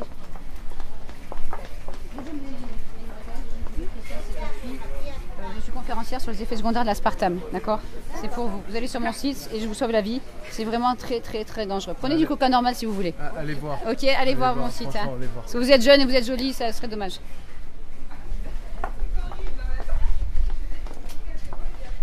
Ah bah oui, c'est trop grave quoi. Et donc du coup j'étais donc à cette réunion en octobre 2009 et j'ai dit, excusez-moi, mais je vous ai apporté ici des échantillons de produits anglais, de boissons pour bébés à l'aspartame, de boissons pour enfants, de chewing-gum, allez chercher les cobayes dans la rue. Moi je vous en apporterai aucun. Et donc, et puis là, j'ai commencé à dire aussi, donc si vous avez un arrêt cardiaque, il y aura de l'aide sur place. Je fais, ok, son copain il a 20 ans, il prend votre barre de céréales, il fait un AVC, il meurt, on fait quoi? C'est qui paye l'enterrement? Et le médecin me dit, la sécurité sociale y pourvoira. J'étais choquée, j'ai fait, mais bouffez-les vous-même vos barres de céréales. Il dit, oh j'aimerais bien, mais bon... Et donc du coup, après, il a avoué, on était 7, hein, donc il a avoué qu'il avait reçu un dossier d'Ajinomoto, le fabricant d'aspartame, et qu'il ne le lirait pas et qu'il ne l'ouvrirait pas. Et là, j'étais tellement énervée, faut pas m'énerver en anglais, j'ai failli lui dire, vous aurez peut-être dû l'ouvrir, il y a peut-être un chèque à l'intérieur. Et là, je lui ai dit non, t'es dans la gueule du loup, tu vois, ferme la bouche, je serre les dents. Mais ils m'ont vraiment énervé. Donc ça a duré 3h30. Et j'étais avec cet excellent Jim McDonald qui fait campagne contre l'aspartame. Lui, il me dit ne parle pas d'aspartame, Corinne parle de méthanol. Mais les Français, tu leur parles de méthanol, c'est quoi? Ils en ont tellement bu que voilà.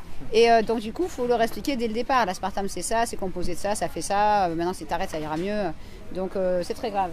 Et donc, du coup, l'étude a eu lieu, malheureusement. Ils ont trouvé un petit groupe de volontaires. Et je ne peux pas tout dire ici, mais ça s'est pas très bien passé, on va dire. Et donc, du coup, ils dissimulent encore les résultats. Ça fait 2 ans qu'on attend. Et parce que s'ils dévoilent ce qu'ils ont trouvé, là, il y a un problème. Et l'EFSA a dit, on attend le résultat de cette étude. Et donc, du coup, c'est pour ça que ça traîne. C'est reculer pour mieux sauter. On attend. Et pendant ce temps, il y a des pauvres gens qui boivent 4, 5, 6 bouteilles 2 fois par jour.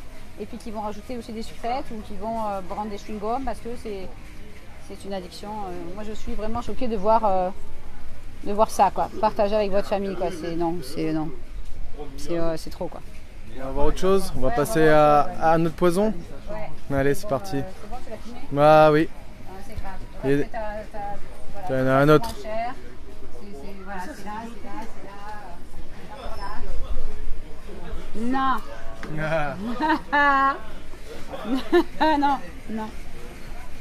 Non, à chacun son Everest. Non, je rêve. Attends. Acésulfame K, sucralose. Non, je rêve. Alors, est-ce qu'il y a de l'aspartame là? Ingrédients, eau gazéfiée, colorant, caramel, 150D, arôme naturel, donc glutamate, édulcorant, acésulfame K, donc c'est cancer. Sucralose. Alors, le sucralose est un édulcorant intense qui se développe se transforme en chlore dans votre sang. C'est un scandale aux États-Unis et donc, du coup, ils ont mis le sucralose à la place de l'aspartame. Vous voyez, regarde. Non. Ça, c'est grave. Ah non, avec un cœur et tout, non. Ça coûte combien cette bêtise? Ah non, je rêve, 1,50 €. Vous voyez? Non, mais attendez. C'est trop hallucinant. Bon, celle-là, je vais la poser du coup. Non, c'est vraiment très grave. Donc, ça, faudra prendre en photo aussi. C'est bon. Bon, allez. Alors, si on était, là, on est quel jour? On est lundi matin. Si on était un samedi après-midi, 15h, là, je vous garantis, quand il y a du monde comme ça, plus de monde que d'habitude, on va dire, les gens, ils arrivent avec leur caddie, ils viennent chercher leur dose. Hein. J'ai vu des cas très graves en France. Hein. Donc, vous avez des obèses morbides, la plupart du temps, qui viennent remplir leur caddie, prendre 5, 6, 8 bouteilles. Hein. Donc, quand c'est trop tard, faut pas leur dire, quoi. Mais bon, beaucoup d'obèses morbides qui viennent là chercher leur truc light pour maigrir, quoi. Pour maigrir. Oui, ça fait grossir. L'aspartame fait grossir, on sait depuis le début. Donc voilà. Donc là, on va chercher un autre poison. C'est parti. No aspartame, regardez. Sans aspartame. Ah. Vous voyez, ça, le vent va tourner. Ça, c'est une bonne nouvelle, mais on va voir ce qu'ils ont mis à la place. Et oui. Donc c'est Carrefour saveur agrumes light. Ça, c'est pour faire la concurrence avec ça. Sans conservateur, sans aspartame. Parce que ça, pendant des années, il y a eu de l'aspartame là-dedans, mais ils ont retiré l'été dernier, je crois. Regardez, édulcorant, acésulfame K et sucralose, voilà. Donc ils ont mis un autre poison à la place de l'aspartame, ils ont retiré l'aspartame. Ça, c'est une bonne nouvelle, mais c'est pas bon non plus. Mais vous voyez, donc il y a Danone qui a retiré l'aspartame des yaourts, il y a eux qui ont retiré l'aspartame, ça fait quand même quelques tonnes, on va dire. Et là, on voit un produit Carrefour, sans conservateur, et on voit bien no aspartame. Donc en anglais, bien sûr, hein. Alors c'est un produit français. Donc là, il faut aller gratter ça. Bien sûr, c'est caché par du plastique. Donc on est obligé de déchirer le plastique pour voir. Et on y va. Alors, sucralose. Profite. Hein. Ouais, c'est grave. Mais bien sûr, allez-y. Donc on y va. Boisson gazéfiée aromatisée, quality. Bah oui, la qualité Carrefour. Agrumes avec édulcorant. Ingrédients eau, on s'en doute. Hein. Gazéfié, jus de fruits à base de concentré, acidifiant, acide citrique. Donc là, ça fait passer plus d'aluminium dans le cerveau parce que c'est un acide citrique dérivé de moisissure. Arôme naturel, donc glutamate. Il n'y a pas d'agrumes, hein, c'est de l'arôme d'agrumes, donc c'est du glutamate monosodique. Avec autres arômes naturels, on ne dit pas de quoi. Donc ça fait 2 fois au moins du glutamate si c'est pas 6. Édulcorant sucralose. Le sucralose, on l'a dit tout à l'heure, se dégrade en chlore dans votre sang. Et on n'a pas encore de preuve que c'est pas cancérigène. Acésulfame K, c'est cancer des reins et de la vessie.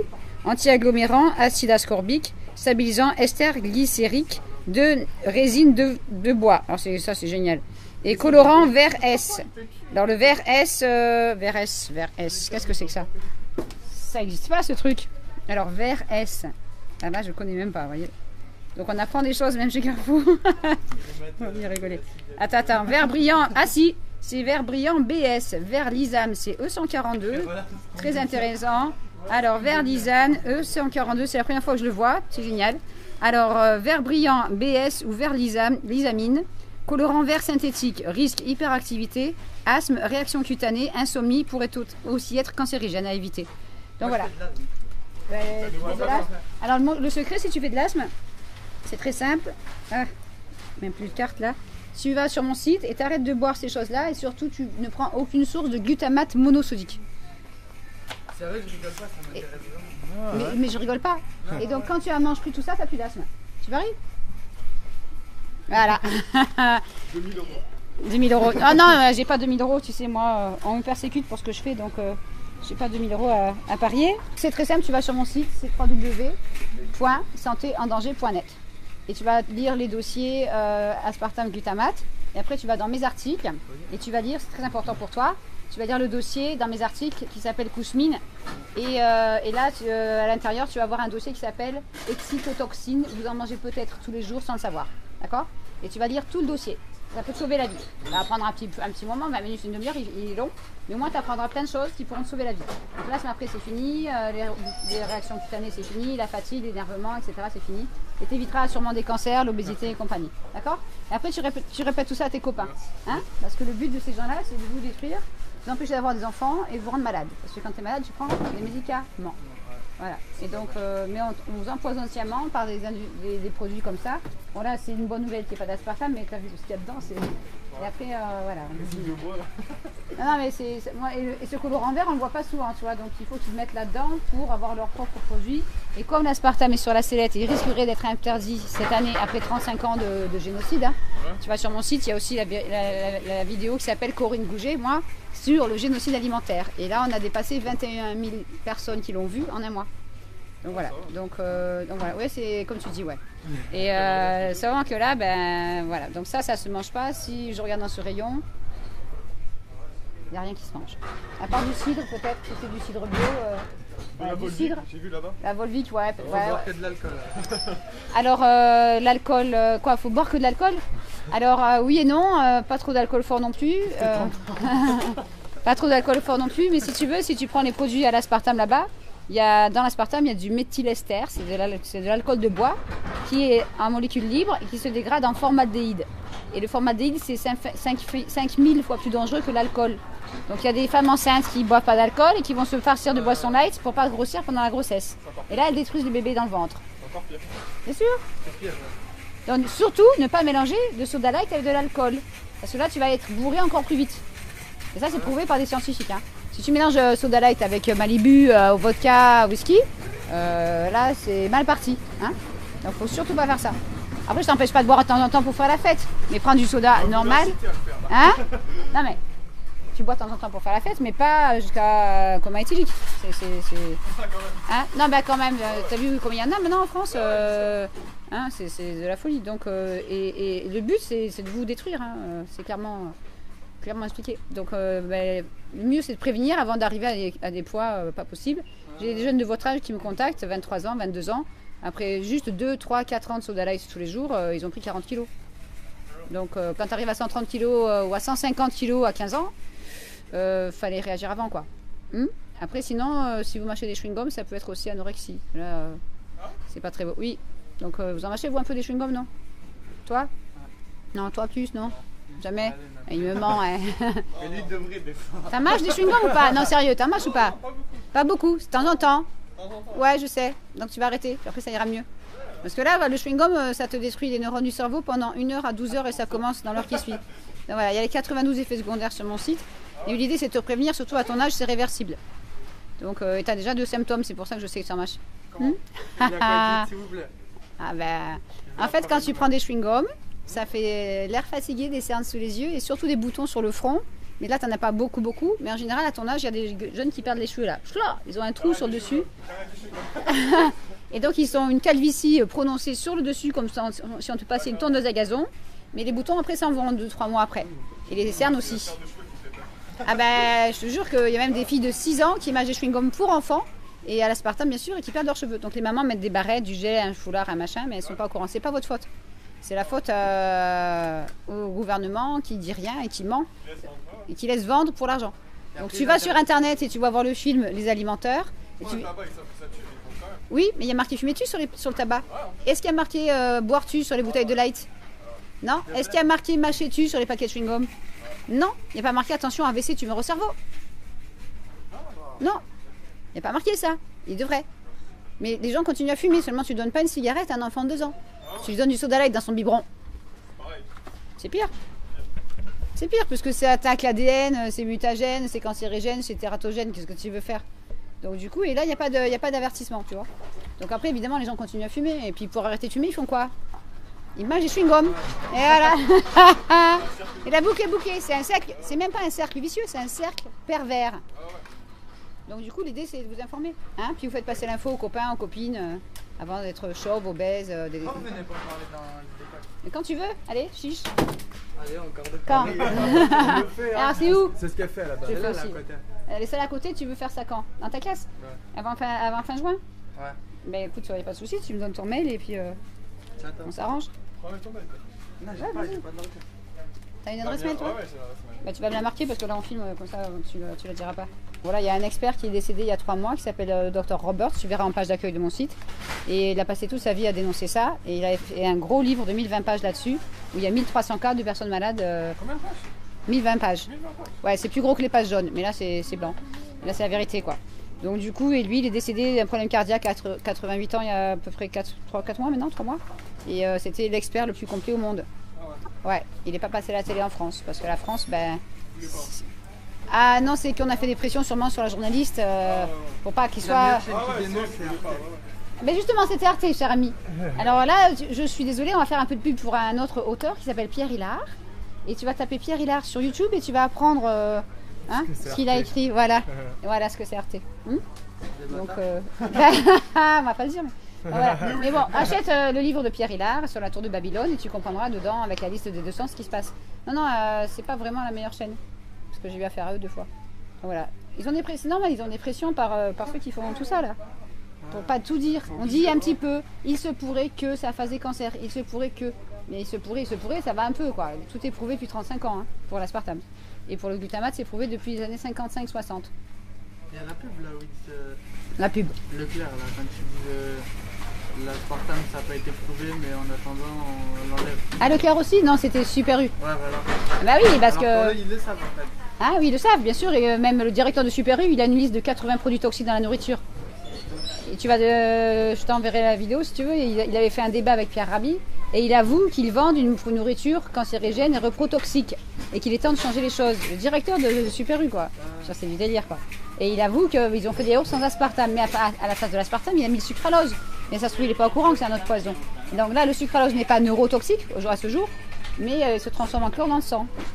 Donc on remplace l'aspartame par quelque chose d'un peu moins dangereux, mais c'est toujours dangereux. Donc voilà. Non, mais on ne peut plus faire confiance. Donc il faut retourner à une alimentation naturelle. Et les enfants, ils comprennent. C'est bien que vous veniez parce que, en fait, à chaque fois qu'on a des restaurants, on vient ici. Tout le monde achète des... Ah, parce que c'est juste à côté. Ouais, tout le monde achète plein de trucs. Alors, est-ce qu'il y en a beaucoup qui mangent des chips? Ouais, que ça. Que ça. Et à 10h30, ils vont comment là? Parce que moi, j'ai vu un cas dans les Cévennes, des enfants de 6e, des élèves de 6e à 12 ans, qui mangent des chips dans la cour à 10h et à 10h35 en cours d'espagnol, ils s'attaquent à coups de compas et de ciseaux.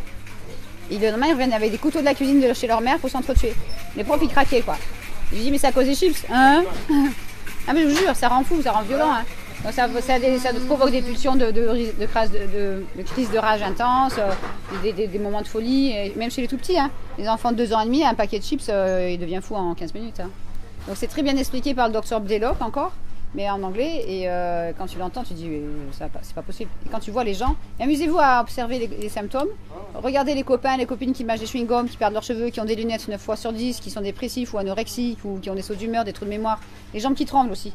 Regardez vos copains qui sont assis en cours, et là, quand la jambe elle tremble comme ça, ou les 2 jambes, là c'est Parkinson dans quelques années, faut arrêter. Ah ouais, tu rigoles, mais j'en ai sauvé un 17 ans la semaine dernière. Alors lui c'était bouillon cube, chips et les sucrètes il les prenait dans la bouche quoi. Et les 2 jambes tremblaient. Hein. Donc ça c'est le syndrome de la jambe qui tremble, c'est le cerveau qui est détérioré. Hein. Donc faut arrêter. Hein. Donc voilà, bah, écoutez, on reste en contact. Vous avez ma carte, vous m'envoyez un mail. Et puis si vous voulez faire un projet, pas de souci. Avant l'été ça serait bien parce que l'été il y en a plein qui vont mourir. Hein. Je peux faire un arrêt cardiaque fulgurant après un plat au glutamate. Hein. C'est affolant quoi. Et à votre âge, hein. Il y en a plein, même les petits. Hein. Donc ça vaut pas le coup de mourir à cause de ce qu'on mange. Voilà, il faut essayer de manger pour vivre, mais non de vivre pour manger. Hein. Mais eux, ils vous empoisonnent. Donc. Et comme il y a cette addiction, on mange encore, on va racheter encore. Et du coup, ça va plus quoi. Ça va plus neurologiquement et physiquement. Donc la nourriture que vos copains mangent peut agir sur votre physique très très rapidement et sur votre comportement aussi rapidement. Ok ? D'accord. Bon, au plaisir. Hein ? Bonne santé. Salut.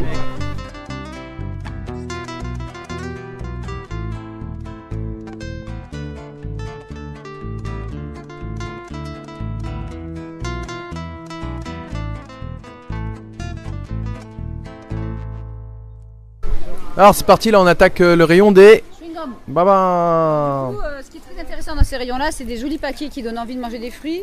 On a goût myrtille, ça ne veut pas dire que c'est à la myrtille, d'accord ? Pour des dents fortes, propres et saines. Donc du coup, on achète ça, on se dit c'est à la myrtille, parce qu'il y en a plus sur l'emballage qu'à l'intérieur. Et quand vous le voyez, là c'est écrit clairement en gros, on a envie, c'est la marque, elle est connue. Et les ingrédients, ils sont écrits quelle couleur ? Bleu sur mauve. Comme l'aspartame fait baisser la vue à chaque fois qu'on en consomme, on ne va pas lire. Ça, c'est affolant. Donc là, même moi, à vue d'œil, là, c'est très difficile de lire. On ne va pas arriver à voir, et pourtant je le vois, l'aspartame, il est là. Donc aspartame acésulfame-K, on ne lit pas, on prend, on est pressé, on est stressé parce qu'on veut sortir du supermarché. On veut sa drogue, on vient chercher sa cocaïne, elle est là. Et donc du coup, on se dit, c'est aux fruits. Là, la fraise, elle est gigantesque. Goût fraise, c'est pas marqué à la fraise. Donc on met un arôme artificiel de fraise. Mais on mettra juste le mot arôme avec des colorants forcément. Donc là, je suis désolée, cette marque est poursuivie aux États-Unis. Donc là-bas, ils changent le nom, c'est Orbit avec la même marque au-dessus.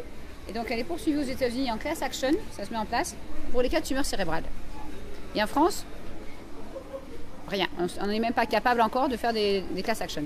Donc voilà. Qu'est-ce que c'est les class action? Class action, c'est la capacité aux consommateurs, aux victimes, de se regrouper avec le même avocat pour porter plainte à plusieurs.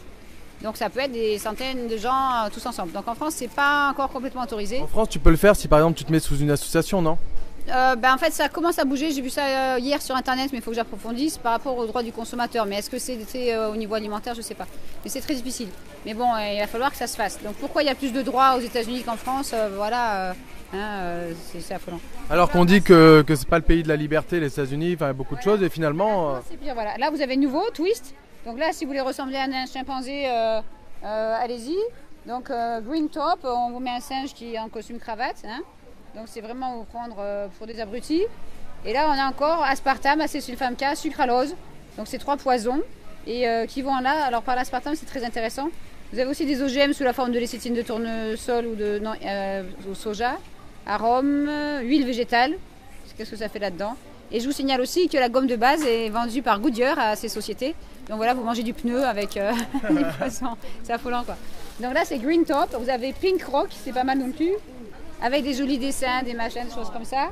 Et donc le problème, c'est que par ces produits-là, que ce soit bonbons ou chewing-gum, l'aspartame se dégrade instantanément dans la salive à partir de 30 degrés en sous-produit et va directement au cerveau. Donc le professeur Roberts, qui nous a quittés à 88 ans il y a quelques mois, expliquait que quand on consomme ces produits, il y a un article qui s'appelle l'absorption de l'aspartame par la langue, par la bouche, et donc c'est en anglais.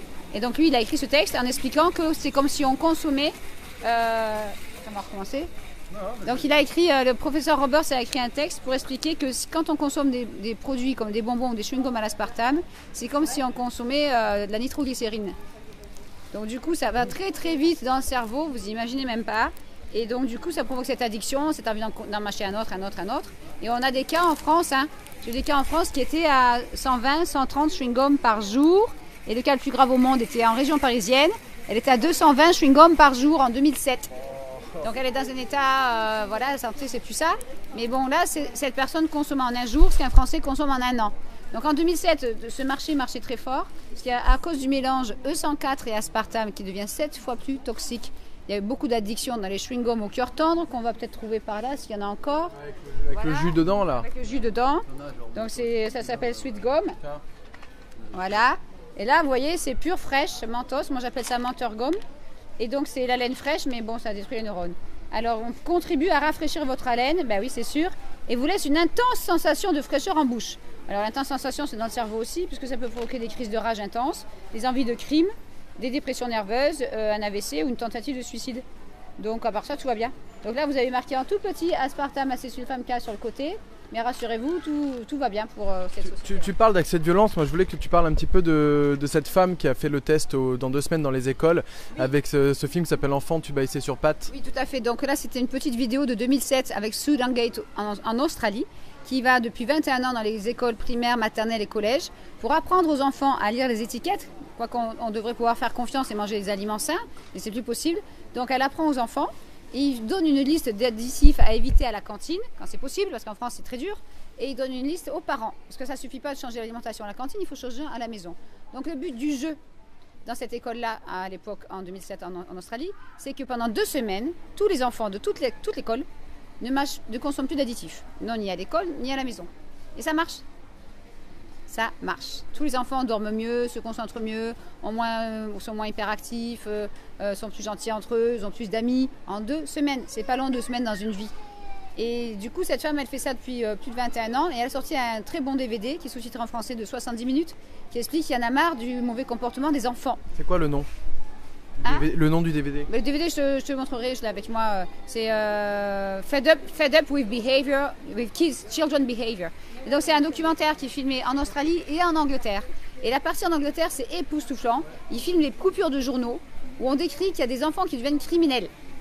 Les 8 ans, 12 ans. Hein. Et donc ils vont filmer des enfants qui ont un casier judiciaire en Angleterre, avec les photos, les numéros, le policier et tout ça. Et ils prennent un médecin, alors je ne sais plus quelle année c'était parce que c'est pas trop indiqué dans le film, mais je vais les trouver ces gens-là. Et donc ce médecin en Angleterre propose un projet sur un groupe d'enfants criminels. Ils ont entre 8 et 12 ans. Hein. Voilà, j'exagère pas du tout. Et donc on voit ces enfants dans la salle de réunion avec leurs parents. Ils se sautent dessus, ils tombent par terre, ils s'agressent, machin, ils ne tiennent pas en place. Et le médecin dit voilà, on va faire un changement d'alimentation sur 3 semaines. Donc là c'est 3 semaines. Et comme c'est des pauvres gens pas trop éduqués, on leur fournit même les fruits, les légumes, la viande et tout ça pour changer l'alimentation des enfants. Alors il y a des enfants qui disent non, je ne le ferai pas, j'ai pas envie. Bon, bien sûr, ils sont dans la révolte. Et le cas le plus grave dans ce groupe, c'est une jeune fille de 12 ans qui mâche, vous la voyez mâcher. Et elle se regarde comme ça, complètement violent, etc. Et tous les enfants changent d'alimentation, tous. En quelques jours, ils vont presque tous mieux. Mais au bout de 3 semaines, on voit les mêmes enfants dans le film, dans la même salle, avec les mêmes personnes. Et là, vous êtes stupéfait, quoi. Ils sont sages, ils écoutent, ils sont cohérents, ils sont amis. Ils sont amis entre eux et donc du coup, on voit vraiment un grand changement de comportement.